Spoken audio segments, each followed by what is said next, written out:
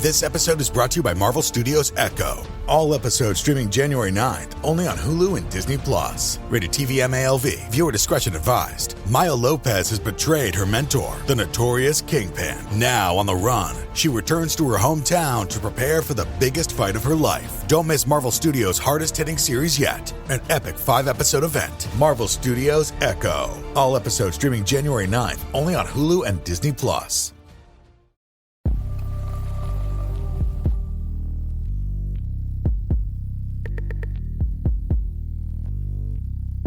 Hello, and welcome to the teen episode of Scare You to Sleep.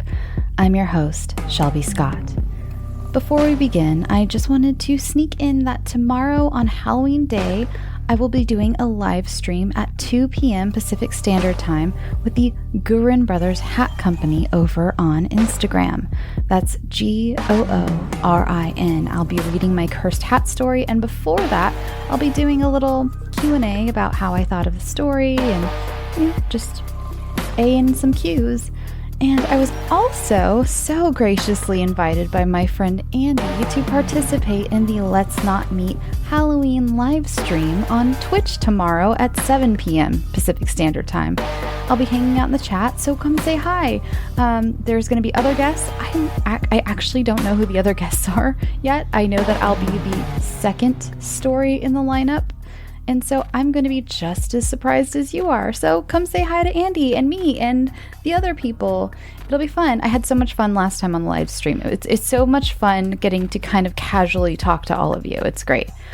So now let's talk about these teen stories. I am always so blown away by the talent and inventiveness of all these young minds. I really hope that there are some kids or teens out there listening right now who get inspired to write your own stories. When I was a young person, I would write constantly. I would write well into the night. I had insomnia, and I remember several times my mom knocking on my door and telling me that I was typing too loud and keeping her awake. I really hope I can dig up one of my old stories. I wrote this very long, well, it was long at the time, it's probably not that long, this epic tale about these immortals who had different goth-type powers. Oh my god, if I can find it, it will go into the next teen episode, and you can all see my teen writing. It'll be fun. Before we begin, I received a message from one of my contributing authors, Soffie. She asked me to send her mom, Giselle, luck on her upcoming chemotherapy. So, sending you love and light, Giselle, from me and the whole Scare You to Sleep community. Now, on to the scares.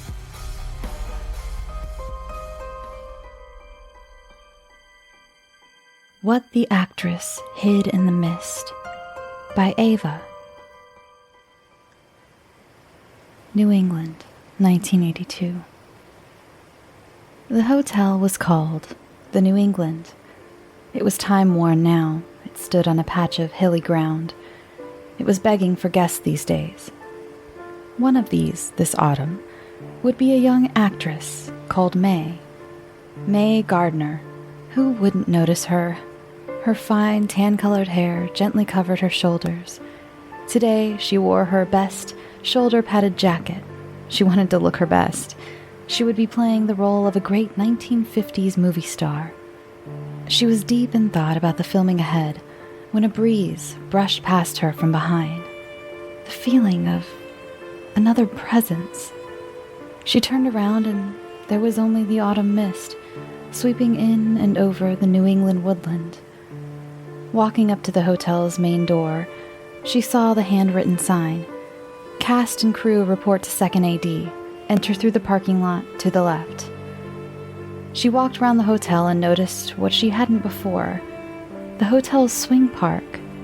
It was a bleak, secretive little swing park that sat at the top of the hill. The rubber swings hung from their metal frame, creaking and groaning, and a young boy was perched on one of them, swinging himself with mindless nudges, surrounded by the heavy, churning mist. May was unable to see much. The trees above stood exposed and bare, swaying in the mellow wind. "Hello," May said. The boy watched her but said nothing. May didn't know what to say or do. The boy looked at her intently, but said nothing. May continued. Are you with the crew? Are you cast? The boy continued to push himself in the swing. The swing creaked, and he looked to the hotel. She's waiting for you, he said suddenly. Then he turned his head from her and looked out towards the misty road. Quickening her pace and nearing the hotel, May made her way into the parking lot. It was down a gliding, sunken path that led under the hotel, a dark, buried concrete coffin. She felt like she had descended into the underworld. The air was bleak and chilly, and it entombed her. May's heels clicked as she made her way to the set, and she felt as lonely as the 2 or 3 cars seemingly abandoned there. Their dead headlights followed her as she quickened her pace to the service elevator. She held the key to the elevator and went over the code as her agent had given her. The dim lights flickered distantly with a cloudy, hesitant glint.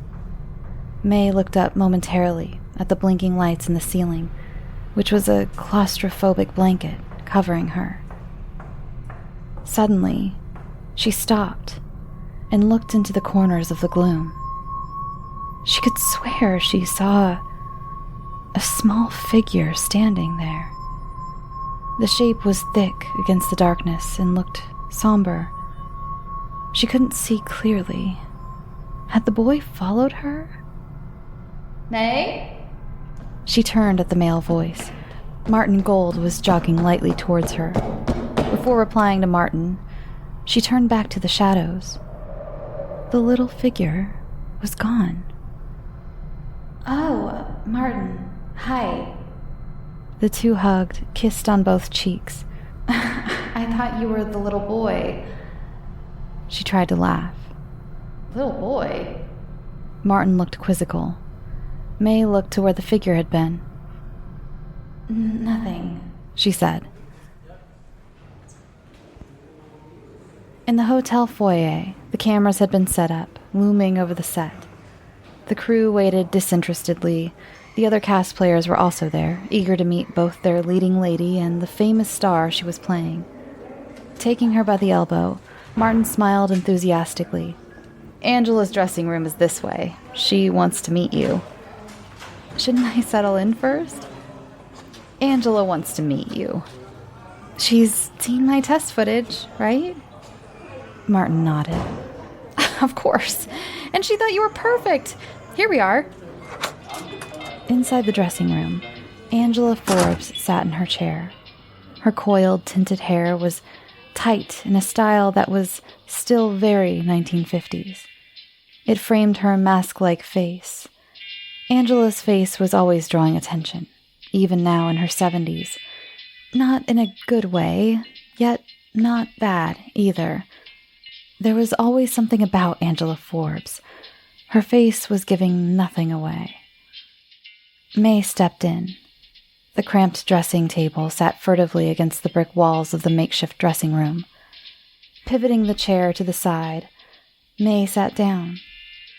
The wide mirrors looked back at her with her own face, and Angela's also, like 2 generations of the same woman, surrounded by blinding light bulbs of stardom.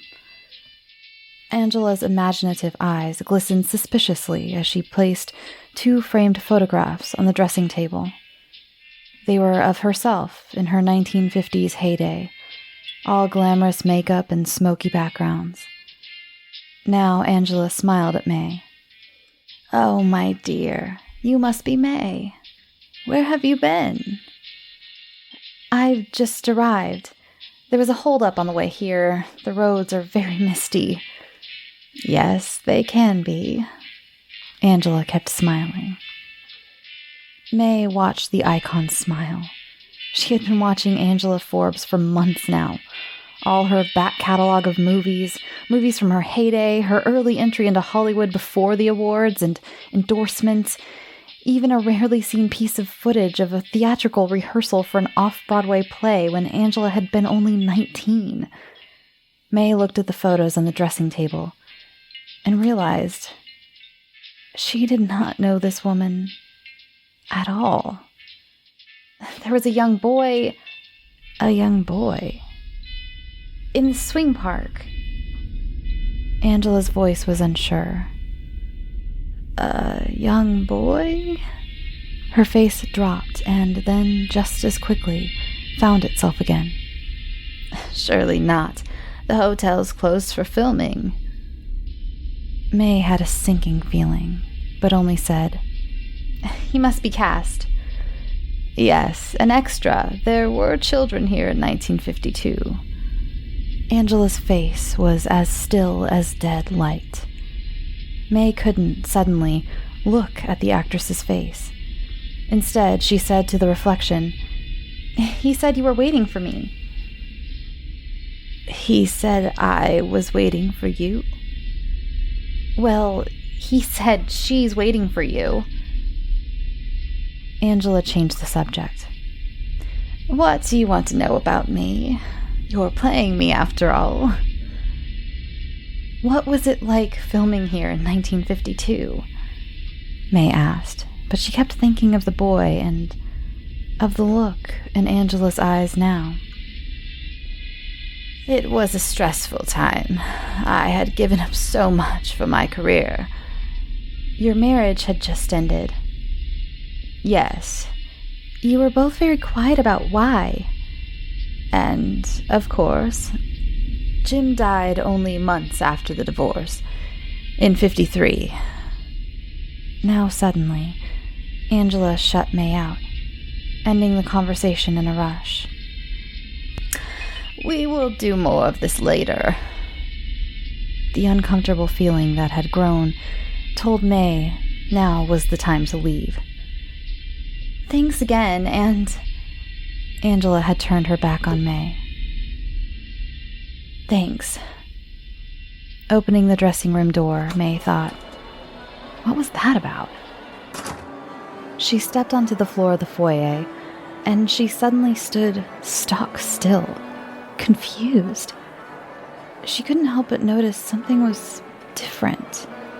The tiles on the floor had changed. The room was filled with staff. Where had they come from all of a sudden? The foyer was strange and bizarre, May thought. It hummed with chatter. What she thought were the extras hummed with chatter. They were in costume, beautiful 1950s attire, double-breasted suits for the men and tailored dresses for the women. Where are the crew? The polished floor sparkled with newness. There was not one single person that could be recognized, apart from one. A younger-looking Angela, standing stylishly and confidently. But Angela's in her dressing room, yet there she stood, tall and slim, beside a silent, businesslike man. They were leaving the foyer now, quickening their pace as they were nearing the revolving doors. Thank you, Jim, darling. May raced after the pair. She pushed the doors. They spun her around slowly, and a strange dizziness took hold of her. Round and round, round and round, to find herself not at the front of the hotel, but in the middle of a thin forest road. The silver moon was burning bright through the darkened trees, focusing on an upcoming skidding car that was out of control. There was an abrupt smack, bringing the car to a violent stop. May covered her ears in horror, but stayed silent. Breaking out of the car, Angela and the man stood and stared. A little, limp figure was lying motionless on their dashboard. Both heads swung round, shifting their attention to May. The man suddenly swung his flashlight in May's direction, momentarily blinding her. May stumbled back, her ankles twisting in the vines by the roadside. She fell with a thud. Instants later, May found herself back at the hotel swing park, settled on a swing. The creaking of the swing was constant as she swung herself with anxious nudges. An uncomfortable sensation filled the air, lifting May from the swing, demanding she move towards her own car. It was late evening and everyone was gone now, and the hotel felt lonely and bleak. On the secretive and dark road, on her way home, May drove her car too carefully. She struggled to distract herself from what she had just witnessed, trying to change her focus to the somber sky thickening around her. The New England mist was never ending. Suddenly, there was one small outline in front of her, a childlike figure at the side of the road. She swerved, but just as suddenly as the figure appeared, it disappeared. She must be tired and seeing things. It had been such a full and strange day. And then, the car thudded violently to a halt. She had hit something. She got out of the car, shaking with fright. She looked into the gloom, dimly lit by the car's headlights. Nothing. But there was a dent in the car's hood. She shivered. It was then that she felt a tug on her sleeve. She froze in fear, knowing what she was about to see. Eventually, she turned slowly around. The silent boy stood before her. He took her hand, and his hand was cold and dead. He pulled her in the direction of the woods. Her gut was telling her to go with him, but the thickening forest terrified her. Tugging May, the boy pointed furiously at the forest and continued to move towards it. She settled on following him and crept with him through the chilly night forest until he came to an abrupt stop. She looked at him, so desperately wanting to know what he needed from her. A tear slipped from his innocent, fearful eyes down his pale cheek, dropping to the forest floor. And as it did so, the boy disappeared. He left behind only decades-old bones, stripped of flesh and bleached by years of exposure and animals. The little bones were delicate and tragic, and the wide gaping eye holes glared back at her. They glared into her. They begged her to help him.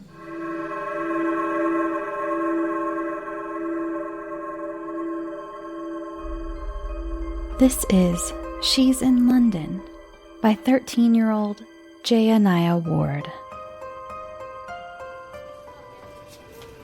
She said it was just a toy. It looked strange, but I trusted her. Now I'm stuck in 1999 with no way out. I'm confused and I have absolutely no one to talk to. I'm walking and I see the Big Ben. I must be in London.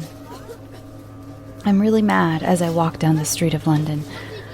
I'm stuck and she is not here with me to go through what I am. I'm looking up and down the alleyways for something that might be useful. As I'm walking, I think to myself, these people have pretty cool accents. I'm looking through windows of shops and then I see it. The toy she had. It's in a toy store, but it was the only one in stock and it cost money. I walked into the store to buy the toy and then I remembered I don't have any money. I go up to the lady at the cash register and I ask her if she can save this toy for me until I come back. She looked very familiar, but I couldn't put my finger on who it was. I don't think I should recognize anyone from 1999, though. She says yes, and I'm thrilled. I walk out of the toy store to find a job. By my surprise, someone is hiring a nanny. I go to the address and knock on the door. There stands 2 creepy parents with a rambunctious 2-year-old. They interview me, and I get the job. It's been about 2 months since I've been stuck in 1999 in London. This child seems a bit demonic, and the parents seem like they're hiding something. I'm a bit curious of what they are hiding, but I mind my business and I don't let curiosity get the best of me. The parents have a guest house in the backyard, so I stay there at night and on the weekends. I see very bright lights from the main house every other day at like 3 a.m., but I don't question it. I refuse to make any friends in London. I don't want to get too attached. I almost have enough money to buy the toy. I will finally get to go back home. I'm playing exorcist with the kid as the parents walk in. They ask me if they can speak to me for a moment. As they pull me aside, they tell me that they don't need me anymore. I'm not too disappointed, but I don't have enough money. The parents look at me like they thought I would look a bit sadder. They look surprised, then mad. I grab my stuff and rush out of the house. I didn't want to find out how mad they were. I go back to the toy store to see if the lady at the cash register still has the toy, and she does. I start to get excited to go back to 2020, even though it's trash. The register lady says the toy is now on sale. Obviously, I ask how much the toy is. Coincidentally, I have the exact amount of money that the toy is. I buy it and go into an alley to play with the toy to go back to 2020. Not shortly after, I see a dark silhouette out of the corner of my eye. It's getting closer and I get frantic. It grabs me and puts a bag over my head. They take the bag off my head and I see that I'm in a van. I look at the person and it's the same lady that was just the cashier at the store. I think to myself, who is she? Then it clicks. That's she, the one that had the toy. I asked, why didn't she tell me the truth about the toy? She looks furious. Soon enough, I'm getting choked. I'm yelling, why? And I start to run out of air. I pass out. I'm dead.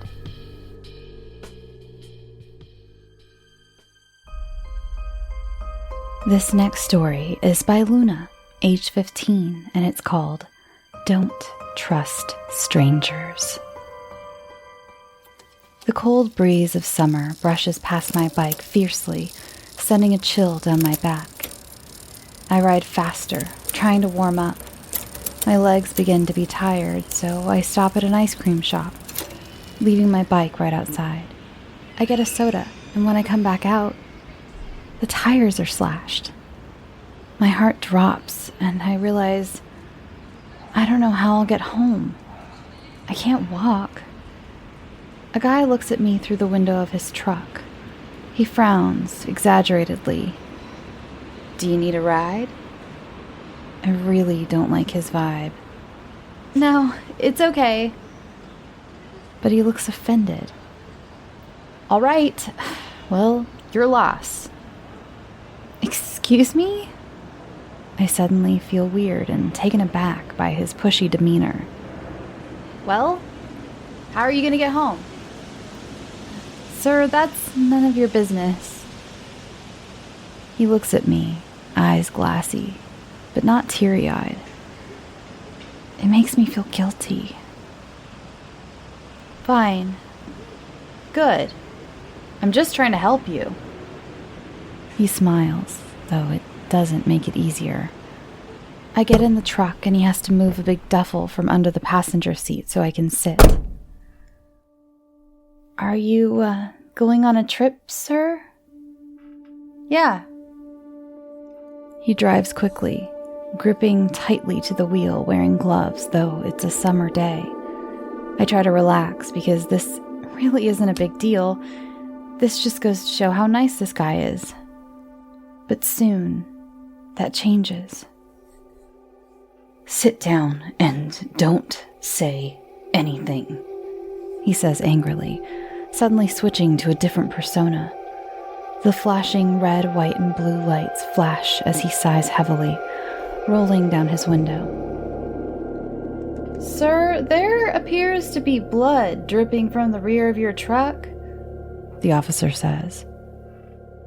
I have lots of wine stored in there." The officer doesn't look pleased. "Well, let's have a look." The man reaches into the duffel bag, pulling out a knife. And suddenly, everything makes sense. I watch the man approach the officer with the knife, but the guy doesn't even notice his danger. He gets stabbed in the chest with a knife several times, the man grinning each time, and I run as fast as I can away. My long, slim legs carry me until a gas station comes into view, trying with all my might not to stop.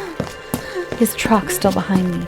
I run in and yell to the cashier what's going on, and we quickly go to the locked security room, and he calls 911. We both hear crashing of packaged goods and glass shattering and yelling, which makes me shake. The cashier whispers into the phone what's going on, and to make sure to bring a lot of people because he has a big weapon, and a cop has already been killed from suspected blood in the back of the truck. A few silent moments pass, and there's a bang on the door of the security closet we are in. "I know you're in there. You can't hide from me," he says gruffly. I whimper silently, and the boy guides me to a bunch of cabinets where we hide. I fall into unconsciousness from all the worry and exhaustion from running 2 miles as fast as I could with no brakes, and the boy cuddles me and tries to comfort me. I wake to the sound of gunshots, and the boy looks a little more scared, holding me more tightly now. "What's going on?" I ask. There's been a few gunshots since the police arrived, but by the sound of it, the guy either hasn't gotten shot or he has, but he isn't giving up. "Holy shit," I say, shaking. "I'm so sorry this happened to you." "It's okay. I just want us to be okay." "We are okay. We will be okay. This will be over soon and we will go back to our old lives," he says, running his soft fingers through my knotted hair. "I hope so." Gunshots continue until it's sort of peaceful. I hear police say to check the area, so we go back into the store to talk with the police. Turns out, he was a murderer, and he was way older than he looked. There was a body in the back of his truck. It was a neighbor of mine from a few years ago. She supposedly went off with this guy on a honeymoon, and he killed her. The boy I met who helped me tonight hugs me and he drives me home. He says a silent goodbye with his eyes, with pity but also encouragement inside. And now I never go out alone. No more bike riding by myself. No more trusting strangers. That boy I met came to be my boyfriend. And we share the horror of that night. And it brings us together.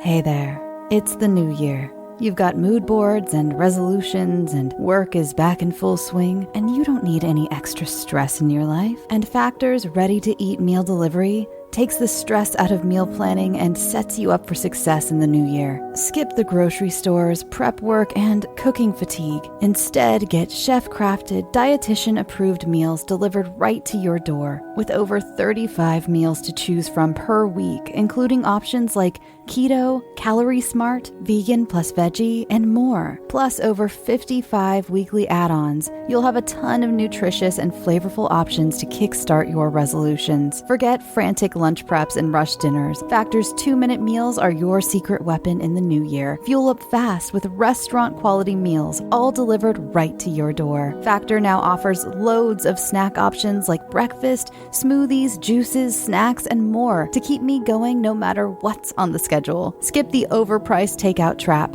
Factor is cheaper and way more delicious than takeout. Get chef-crafted, restaurant-quality meals delivered right to your door. They are ready to heat and eat in just 2 minutes, which means more time for you. Need a special occasion meal? Gourmet Plus is the perfect solution if you're looking for fast, upscale options done easily. When things get hectic, Factor is flexible. Change up your order every week with plans from 4 to 18 meals per week. Or pause or reschedule your deliveries anytime. Stress less over meal times in the new year. Factor's no prep, no mess meals free up time otherwise spent on shopping, cooking, and cleanup. No more wasting time in the kitchen. Not only does Factor offer fast, simple solutions when I'm too busy to cook, they also help me stay on top of my goals. With offerings like Protein Plus and Keto, I can stay on track. This is definitely going to come in handy for my New Year's goals. Factor has everything I need for a week of flavorful, nutritious eats. In addition to ready-to-eat meals, they have cold-pressed juices, smoothies, energy bites, extra protein, veggie sides, and more to keep me energized during frantic times. Head to factormeals.com/scareyoutosleep50 and use code ScareYouToSleep50 to get 50% off. That's code ScareYouToSleep50 at factormeals.com. As many Scary to Sleep fans know, I've been going through a lot of changes in my life. And one thing I've been doing is getting my finances much more organized, and that includes paring down some of the subscriptions I pay for. It feels like everything is a subscription these days, be it for the gym or streaming services or music, the list goes on, and something that has helped me tremendously is Rocket Money. They not only helped me cancel subscriptions that were a pain to try to do myself.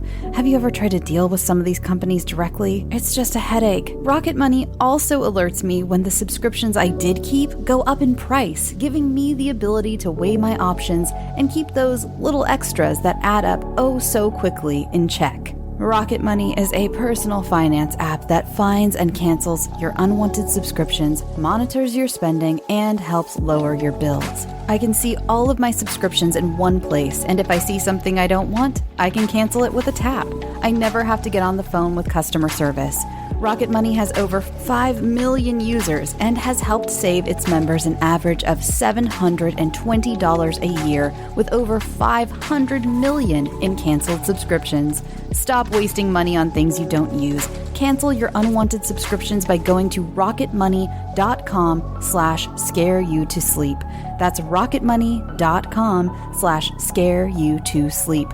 rocketmoney.com/scareyoutosleep. Our next story is Blood in the Field by Anna.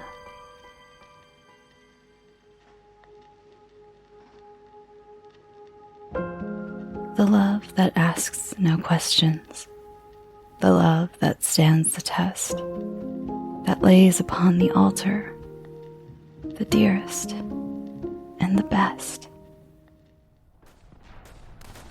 Blood-drenched beds, mud-filled water and gore running through the tent. Bullets, no man's land. Gas. She was choking on the gas. The injured men were screaming for help. She couldn't get to them. Her own organs were crumbling inside her. Her chest was imploding. She was drowning. Bang. The deafening crash ripped violently through the tent, terrorizing everyone in its path. The smoke clouded the air, smothering the already sick men. The bullets distracted Ruth from the real harrowing issue of The doctor, the ghoulish physician, came at Ruth with his rusty bone saw. Ruth looked for hope from the sky. All she could see was the sinister gloom coming ever so close. 1917. Standing at the edge of the blasted forest, Ruth watched the horses as they hauled the cart. Their proud, noble bodies strained as they pulled the medical wagons. She felt a moment's recognition with the beautiful beasts, and she could have sworn their eyes locked. The moment was gone. Their majestic eyes were downcast again. The smell of iron from the guns, the smell of copper from the blood was inescapable. Looking up, Ruth considered the gloomy, empty sky. She thought of her brothers. Ruth was strong.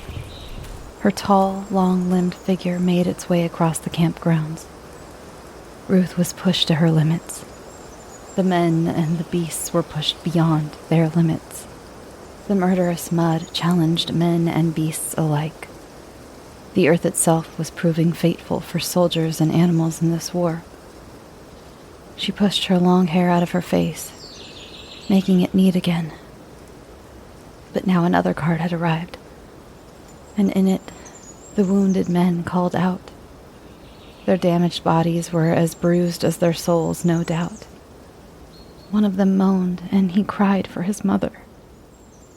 He was pitiful and miserable. Ruth went to him. The day's farm work had been tiring. It's this work that provides a living for the home. This had been Ruth's father's favorite saying for as long as she remembered. The work challenged and tested both Ruth and her two brothers daily. As she watched the boys handle the large horses, she knew that they were all strong because of it. Even her.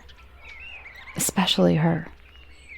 It would result in her brothers becoming powerful and mighty men of tomorrow. But it was 1913, and there was darkness on the horizon. Dark times.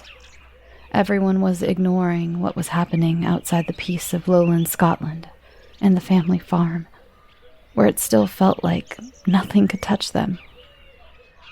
But not too far off, her brothers would be fighting for their country, voluntarily. She watched them. Charlie and Thomas placed the harness around old Rosie, with as much ease as anyone who'd grown up on a farm might. She loved how they knew exactly what they were doing when it came to agriculture. Charlie was older and stronger, so won any fights against Thomas. Charlie now did the heavy pushing at the back, shouting orders to Thomas to slow down or speed up accordingly.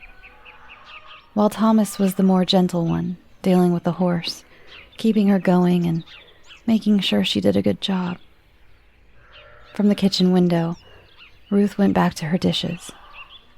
Later she would play, unaware of what she would see in future life. And yet, they are so alike, Ruth thought. Ruth looked at the soldier. In his face, she saw much of Charlie and Thomas. The young soldier had sharp features within, and his pale, sickly face was framed by dark black hair, matted with blood. He kept moving his hand up to his head, pulling at clumps of blood and hair. Ruth took his hand and placed it at his side. They moved him into the medical tent. He looked at her, and all she could see was the gash from one side of his forehead to the other. It slashed straight down his face. It passed his eye and through his eyebrow to the other side. As she cleaned it, blood spurted out of it, hitting Ruth. I'm sorry. The soldier sputtered. Don't be. Ruth wiped her face and eyes. The cut was like a deep lock with no base. It was a sea of blood and tissue. Suddenly, the doctor ran past her. There were shouts of a turned-over cart, horses and men trapped. The tent fell into silence and every free hand ran out. Ruth was alone with the young soldier. She controlled her facial expression. However, she was shaken and suddenly terrified to be put under this amount of pressure to make him fighting fit again, on her own. "You're here now. You're going to get fixed up." But she now looked at his leg. His kneecap was smashed, and fragments of bone jutted out of the flesh in torn pieces of tissue. The only way she knew how to keep him calm was by talking to him, just like her mother had taught her. "So, what is your story, my lad?" Ruth questioned the soldier. He looked up towards her, searching blindly for her. I'm from a working farm in Dorset. I'm from a farming stock, too." She took a long piece of linen and began washing the wound on his leg. "How old are you?" "I'm 20. He shook suddenly in pain as Ruth placed the linen on his leg. "I have a big family. And I'm here to do my duty. I wanted to do my duty." It was raining heavily, and Ruth swept her cloak about her. She walked out the school door and left the small one-room building with the highest of hopes, the lowest of lows, and everything in between. There were tears of happiness and sadness. Her father stood tall and proud. However, under his hard exterior was a man struggling to keep his emotions at bay.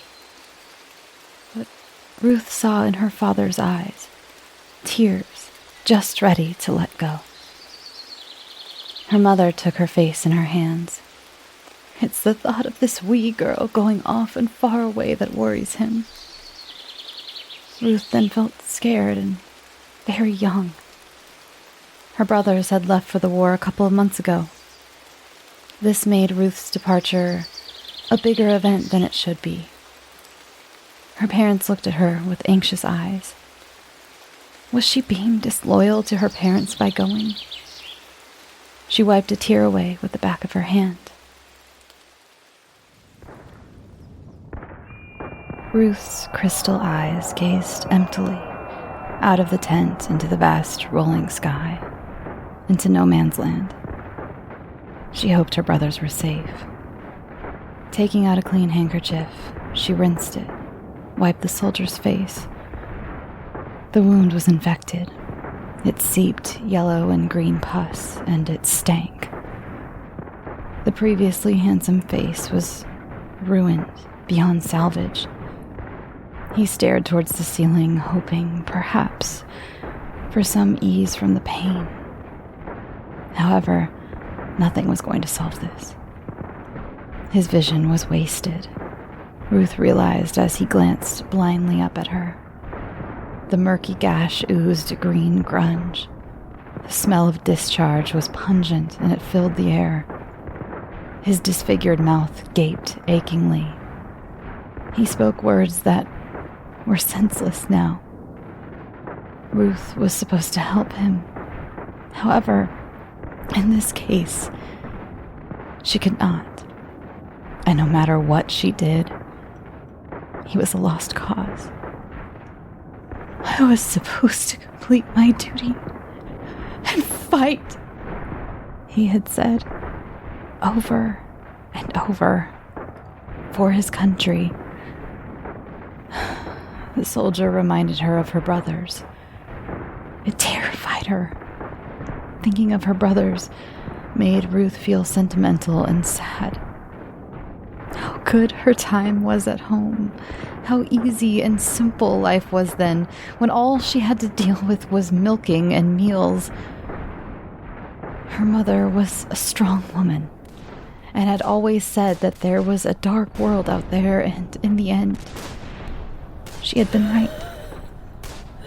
The soldier's thin middle rose up and down now, making an awful wheezing sound.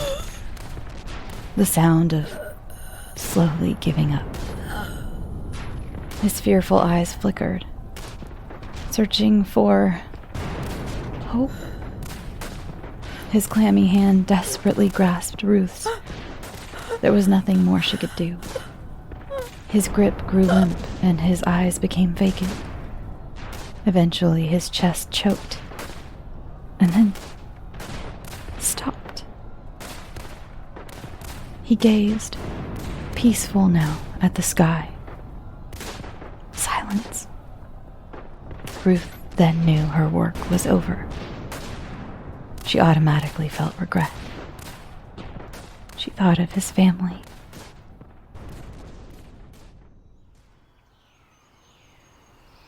The mighty sky was vivid and comforting in its heavenly vastness. The golden fields were calmly swaying in the wind, full of hope. Her family farmhouse waited for her. It stood proudly in the perfectly sculpted landscape with the sun rays beaming brightly onto it. All Ruth could see was the happiness that she held in her childhood. The cart trundled down the road, pulled by the graceful horses in perfect tandem motion. Ruth's mother and father were watching on in their usual cheerful manner.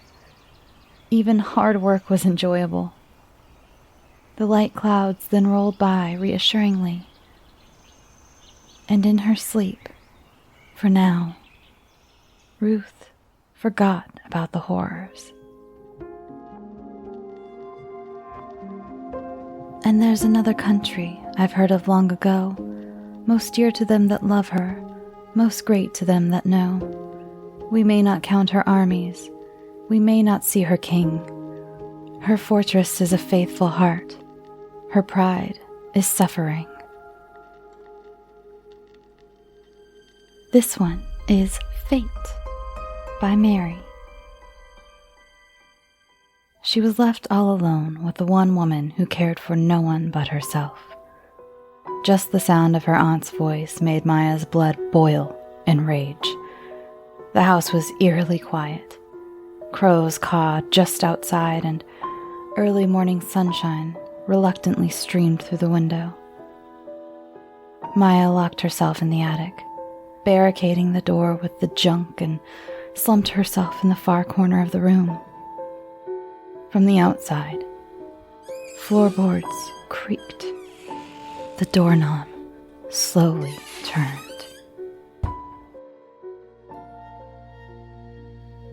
Maya was furious with the judge for granting custody. She was angry at herself, angry at her parents. She would have given anything to live as far away from her aunt as possible. Her thoughts vaporized as they pulled into the driveway. Lorraine's home looked well kept from the outside, but the minute Maya stepped inside, she was greeted by Lorraine's cold, icy blue eyes. Aunt Lorraine barely said a word before she had Maya by the arm, dragging her upstairs and into the dimly lit attic. Maya knew the moment the tears threatened to stream down her face. She was truly alone. Don't you dare cry. The attic window was a small, annular casement, through which obscure moonlight radiated. It had a dim glow to it, as though it was uncertain of itself. The wind rattled the grimy panes. Slanted wooden beams hung low, as if warning her not to enter. They were suspended prison bars. The attic was filled with mountains of old stuff that sat there precariously. A musky, damp stench filled her nose. She focused on the setting sun as the world around her grew darker. The streetlights flickered. The rest of the world drifted further away as tears threatened her eyes once again. She shoved her fists into her eyes and shook her head. She had lost herself. She blinked, forced her pupils to adjust to the terrifying darkness, Glancing around anxiously, the somber portraits stacked there stared back at her behind layers of dust and seemed to penetrate her very existence. Hesitant moonlight streamed through the cracked, foggy window, casting sinister shadows on the walls. In a burst of panic, she fumbled for the light. She flipped the switch frantically. The room remained submerged in darkness. Fear settled in the pit of her stomach. Outside, the wind sounded like laughter. The house was in dead silence except for the vibrating creaks and moans beneath her feet. She sank into the damp single mattress and wrapped herself in the cold, wet sheets as they clung to her skin. Images repeatedly danced around her head. The endless narrow road wound gently as the darkness circled around them. The moon, masked by the clouds, radiated rays of light, glistening with an angelic glow. The cold, wet window made the tension inside the car grow in discomfort. Her mom sat in the passenger seat, her thin, structured face highlighted by the moonlight, tired eyes fixated on the road. Her dad drove with glassy eyes down the spiraling back road. The tension in the air was thick, weighing Maya down. She sat silently, watching the stars as they twinkled dimly in the sky. The dense forest surrounded her in every direction. Heavy fog lay on the ground, making it hard to see more than a few feet ahead. The loud, distorted music now rang in Maya's ears, filling the silence with an eerie exclamation. Through the mistiness, 2 blinding lights came into view, quickly gaining speed. It all happened so fast. 1 minute, there was calmness. The next, she was spinning through the air. Still trembling from the memory, tears threatened her eyes once again, and the soft hum of her own voice bounced from wall to wall. "I'm not going to cry." From below, Aunt Lorraine's voice bellowed its way up to the attic. As the door flew open, screaming deafened Maya's ears as her aunt barked, "If you don't be quiet, you'll be next!" The door slammed behind her, returning the room to complete darkness. Desperation spread from her core to her trembling hands. Fear and anger overwhelmed her. What was she to do now?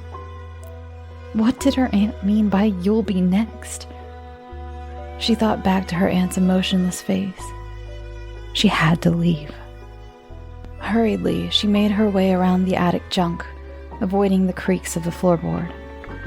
She held the dimly lit candle, which danced and flickered in the darkness, making shadows appear and disappear.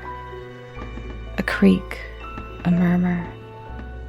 Maya looked towards the old wicker chair as it rocked slightly in the draft. Fighting those tears again, she silently packed the few things she had and made her way down the splintered ladder. Her hands felt the moldy wood against her palms. The temperature seemed to drop as Maya lowered herself onto the elongated hallway. The darkness compelled her forward, inviting her into silence. Eyes awake and aware, she made her way through the endless corridor until she reached the cold doorknob at the bottom of the stairwell. Cautiously, she pulled the door open.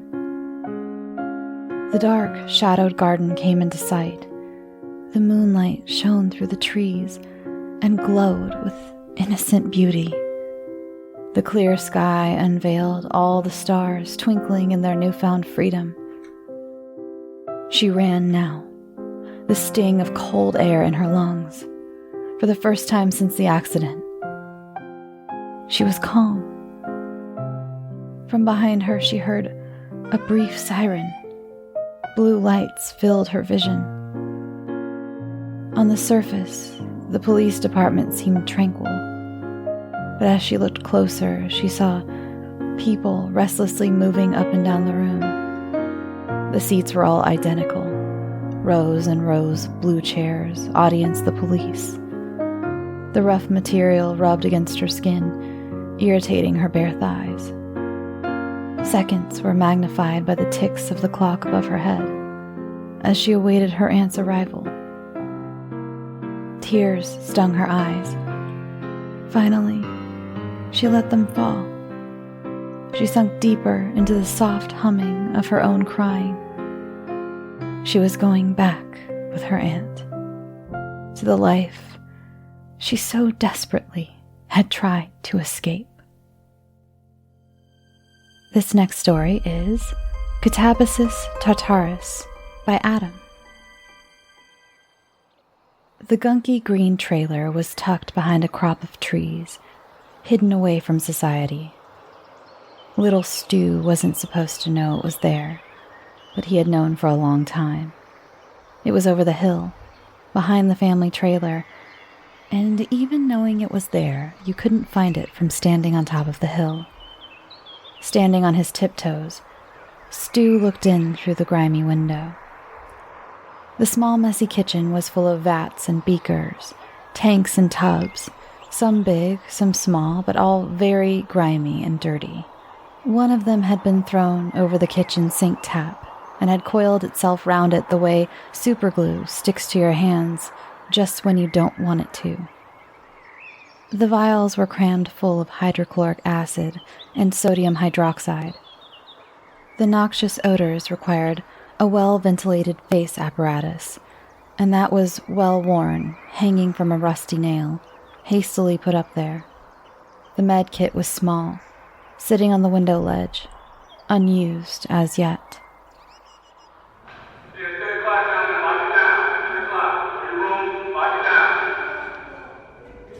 The prison was a colossal building.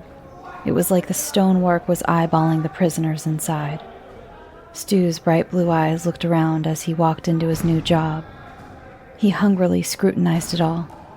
He was eager on his first day. The cells were compact, like dog crates, and they contained the inmates in a claustrophobic way.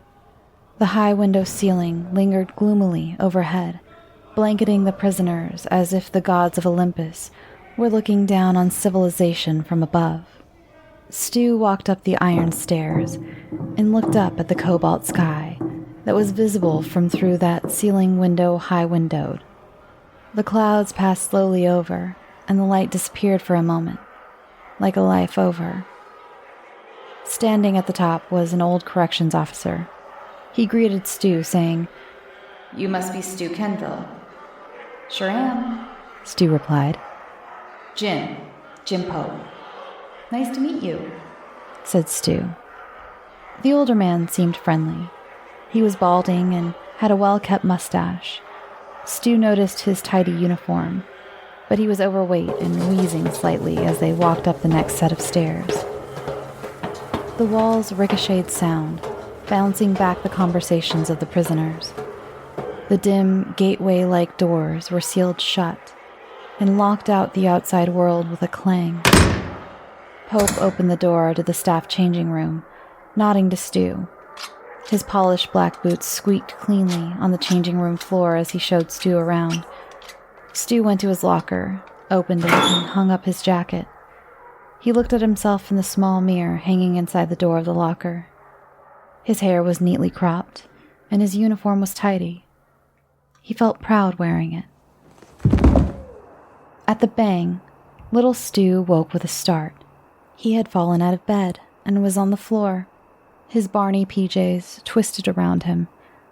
Had that been a door closing? A door opening? He held his breath in a dark panic for a moment. He knew that some of the neighbors in the trailer park were bad people, as Mom had said. He climbed back up and into his small camp bed. He was getting too big for it now, but he had no idea where he could possibly sleep when he did outgrow it. His room was a tiny box room, not really meant to be slept in. Just as Stu was drifting off back to sleep, he saw a gloomy figure sneaking past his door into the darkness. He sat up in bed, feeling his pulse racing. Had Mom come back? Without realizing it, He got up and started making his way towards the door. He wanted to call out to her. The figure moved, and he knew it wasn't her. It was his father, putting on his jacket. Stu tried to stop himself, but something was forcing him on. He crept out and followed his father's groomy figure up the slight hill, leading away from their trailer.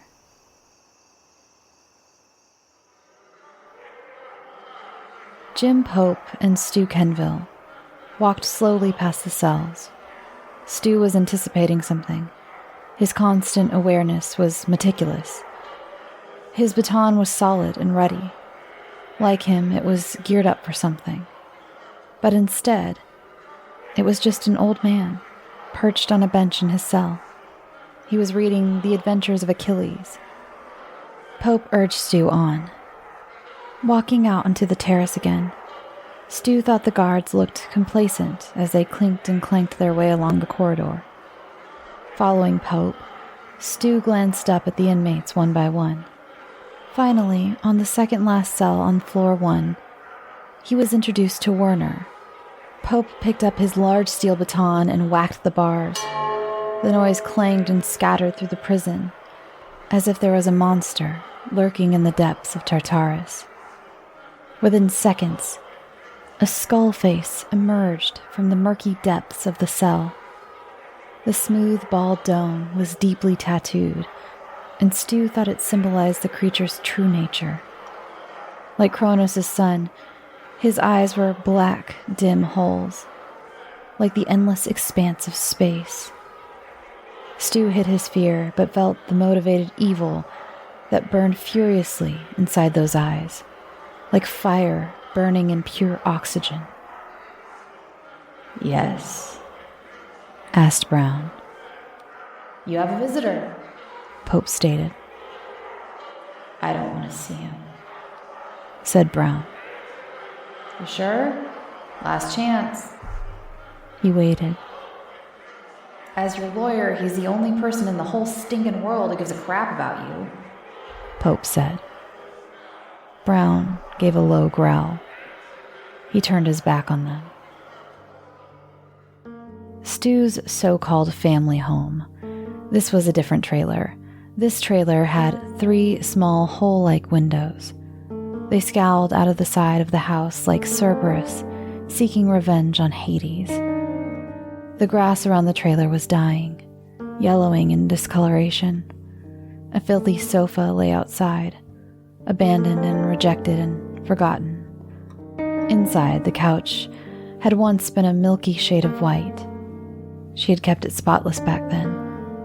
Stu and her used to laugh when she let him jump up and down on its soft cushions. The TV was still there, though. It hung over the fireplace, ostentatiously, just like a deer's head. The PS4 was plugged in constantly. It was little Stu's only friend after she left. 2 days later, at 12:49 a.m., Stu and Pope were getting ready. "You good?" Stu nodded. "Let's bring him in. This is always the best bit," Pope added. Stu suddenly felt a moment of disgust and was surprised at the otherwise pleasant Pope. The families of Brown's victims were there. They sat miserable and heartbroken. They wept acid tears, enraged with their hatred. They watched with resentment. Some looked at the door, some looked at the chair. It was sitting there in the middle of the room as if it were the throne of Hades himself. It had leather bindings and a timber frame. It waited. It was patient. The guards stood there mutely and endured the tedious silence until Brown was brought in. He was escorted by 2 guards. Brown practically breezed in and looked at the watchers behind the glass, scowling at them with an unquestionable glare. The green rotary telephone was suspended on the wall, the wooden lever pointed upwards. Brown now held back slightly, and almost imperceptibly, he held his breath for a moment. He approached the chair. He breathed out hard. The officers now expertly tied him down with straps and placed the black cloth bag over his head. Stu watched as Pope dipped a large yellow sponge in water, lifted it across and placed it on Brown's head. A small bead of water ran down Brown's face, as if it were his last fragments of life, running away from him, trying to save themselves. Pope placed the head strap on Brown. Brown looked towards the visitors, watching him about to die. "Everything's got a price," he said softly. Pope stood beside the two switches. "You ready, Stu?" asked Pope. "I sure hope so." Stu watched as Pope held onto the levers. The guards in the room looked from the clock to the phone on the wall. The clock struck 12:30. The phone didn't ring. Little Stu could see his father from the window of the Pontiac Firebird. His father loved that car, and he was standing there puffed up and proud, waiting for something. He had a knapsack with him. It sat on the hood of the car. Slowly, a dark figure emerged from the shadows and walked carefully towards Stu's father, who stood with his back towards the man. Stu was about to call out to his father, let him know the guy was there, when suddenly the figure pulled out a gun. The man pointed it to the back of Stu's father's head. The gunshot echoed and rang through Stu's ears. He slid down into the passenger seat and began to cry. He closed his eyes and desperately wished his mom would come back. Later, from the car window, Stu opened his eyes to see his father lying there, very still and soundless. Crimson blood flowed freely from the wound in his father's head, fragile and human. It had splattered onto the hood of the car. Stu looked at it, and it was as if the blood was the very waters of the river Styx, in those stories his mom had read to him. His hair was a murky black mess, matted around the wound. The blood had clotted to a dark, intense red-black, and it seeped thickly from the side of his head. His mouth opened. It was dry and cracked. When he spoke, his voice was afraid, but not in the slightest bit surprised. And he said, "Everything's got a price, son. Everything." Pitifully, Stu's father's mouth gaped open, and with one lifeless movement, his body slumped to the dusty ground. The words rang endlessly in Stu's head. "Everything's got a price, son." Our last story of the evening is by 14-year-old Soffie, Della, Chiara. This is Different.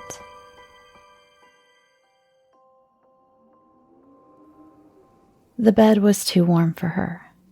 The covers were too big, and she knew it. Her mother did too, but sometimes she got scared that her only child would catch a cold. These covers were far too big for that girl's small, lanky body, and they were so heavy. She had been sick for years, but not sick. That's not what the school called it, or what her mother called it. They all called it being different. The girl presumed that being different had to do with the voices she heard. The brushing, the tapping, the footsteps in the attic. They all had to be a part of it. The wind brushed softly against the window as Mother walked into the room, interrupting the girl's train of thought. "Hello, darling," said Mother as she opened the creaking door. The girl remained silent, peering through her window, down at the front porch. "I just came to say goodnight. Do you need anything?" Mother muttered softly as she brushed the girl's hair with her fingers. After no response, Mother got up and began to leave. "I cannot sleep, Mother," the girl muttered before the door closed. "He will call me again, and he will walk in the attic. He wants to eat me, Mother.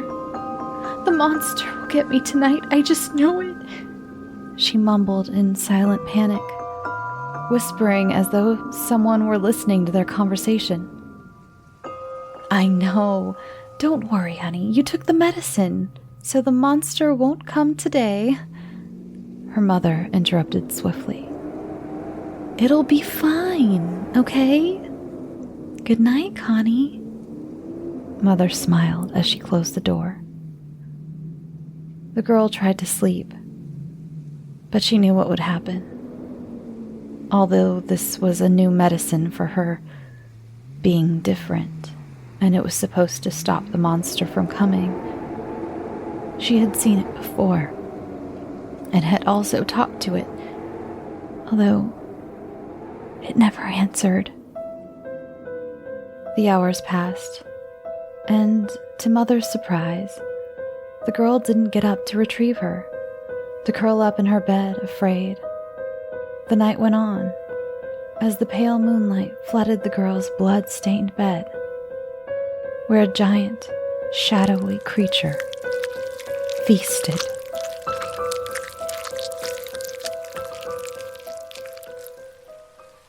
Thanks for listening, and happy Halloween to many of you in parts of the world, since it is currently 10:37 here in California, and it is Halloween many places by now.